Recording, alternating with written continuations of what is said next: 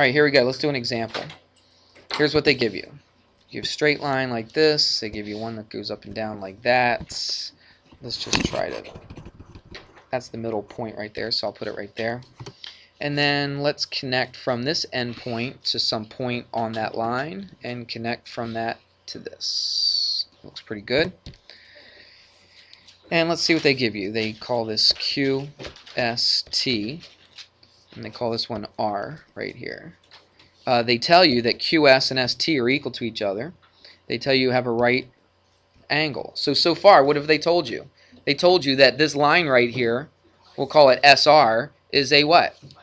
Not just a bisector, what? A perpendicular bisector, okay? Because it's perpendicular and it bisects that segment, okay? And they tell you this. That's the length of that side.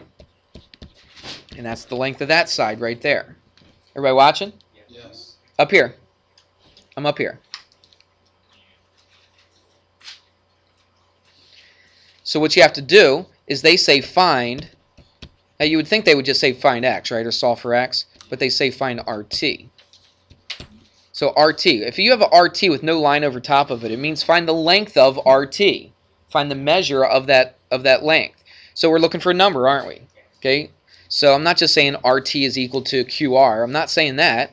Okay, I'm finding the actual length, the measurement of RT. But we don't know that because we don't know what x is, do we? Well, we got to figure out what x is. That's right. So if you look at it, what did we just learn from this theorem, the perpendicular bisector theorem?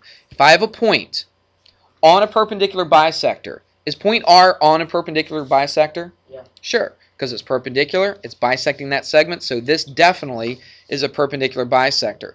What must be true then? If that point's on a perpendicular bisector, from that point to the end point, and from that point to the other end point must be what? Must be equal to each other. Not parallel. Have we used the word parallel one time today? They're equal to each other, okay?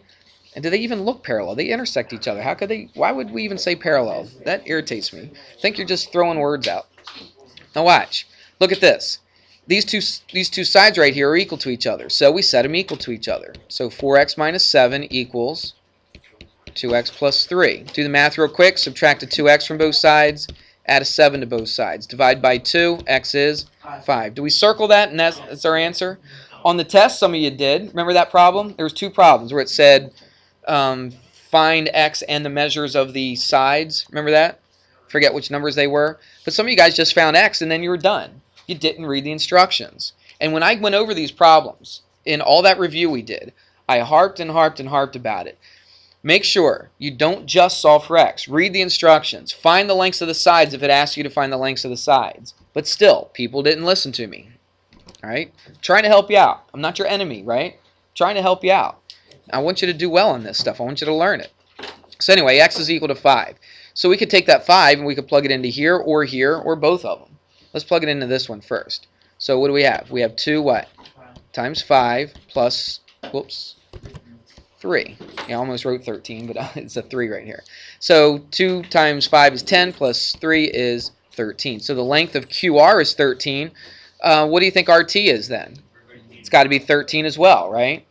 Let's just check.